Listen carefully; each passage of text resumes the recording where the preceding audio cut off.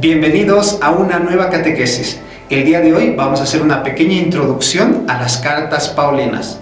Recordemos que San Pablo visitaba varias ciudades predicando el Evangelio, formando pequeñas comunidades, y para acompañarlas escribía cartas. Estas cartas forman parte de la Biblia, son palabra de Dios, por tanto son palabra viva por la que Dios también quiere acompañarnos en nuestro proceso de fe. Por eso es importante conocerlas. Cuando hablamos de cartas paulinas, nos referimos a las cartas escritas por Pablo o atribuidas a él. Son 14. En estas 14 estamos incluyendo la carta a los hebreos, que según algunos autores, esta carta, pese a tener el pensamiento paulino, podría haber sido escrita por alguno de sus discípulos de Pablo. No hay una unanimidad en cuanto a la fecha de escritura de cada una de estas cartas, solo hay aproximaciones. Entonces, las cartas, de acuerdo al orden aproximado en que fueron escritas, son la primera y la segunda epístola a los tesalonicenses, escritas entre el año 50 o 52. La primera y segunda epístola a los corintios, escrita aproximadamente entre el año 55 al 57. Los gálatas entre el 54 y 57. Los romanos entre el 55 y 58. Los filipenses entre el año 63 aproximadamente. La epístola a los efesios, colosenses y a Filemón pudieron ser escritas entre el 61 y el 63. La primera epístola a Timoteo y la epístola a Tito aproximadamente en el año 65. La segunda epístola a Timoteo entre el año 66 y la epístola a los hebreos entre el año 63 al 67. Si vemos, este no es el orden en el que están en nuestras Biblias. En nuestras Biblias están ordenadas de acuerdo a la extensión. Es así que se pone la mayor al principio y la más pequeña al final. A grandes rasgos, estas cartas tienen la siguiente estructura: un saludo inicial, el contenido de la carta y una despedida. Podemos agruparlas de diferentes maneras.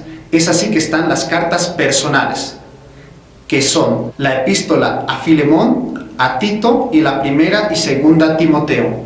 Y están las cartas escritas a las comunidades, que son las demás.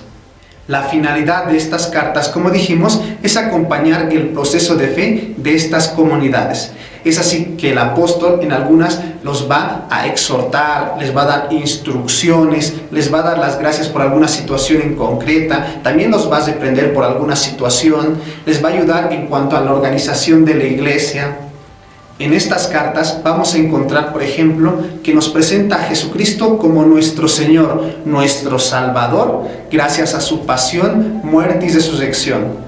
En estas cartas se da mucha importancia al Espíritu Santo, porque Él es el que anima a la iglesia, Él es el que nos libera del poder del pecado y de la muerte. Nosotros somos su templo. Nos va a decir San Pablo en sus cartas que somos justificados, o sea que somos salvados por pura fe, por pura gracia de Dios, y más aún cuando esta fe está acompañada de una transformación interior que se refleja en el amor al otro, en el amor al prójimo. También vamos a hallar otros temas, por ejemplo, la segunda venida de Jesús, el tema de la ley y de la libertad. Un tema que va a estar muy presente en las cartas y que nos ayuda a contextualizar estas es que en este tiempo se preguntaban, ¿qué era este nuevo movimiento que estaba surgiendo de seguidores de Jesús?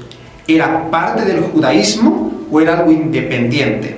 Es así que se dan dos posturas: la de los judaizantes, que decían que los paganos, los gentiles, o sea los no judíos, para hacerse cristianos tenían que hacerse judíos, por tanto tenían que hacerse circuncidar y cumplir la ley mosaica. Y estaban los otros que decían que esto era algo independiente al judaísmo y que no se necesitaba a los nuevos seguidores de Jesús hacerles cumplir con toda esta ley judía. De esta postura era San Pablo, pero había muchos otros judaizantes que influían a las comunidades que Pablo había fundado, llevándolas por esta doctrina.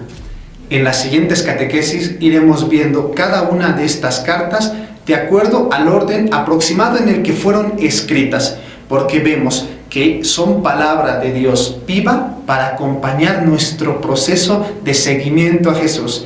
Nos vemos en la siguiente catequesis.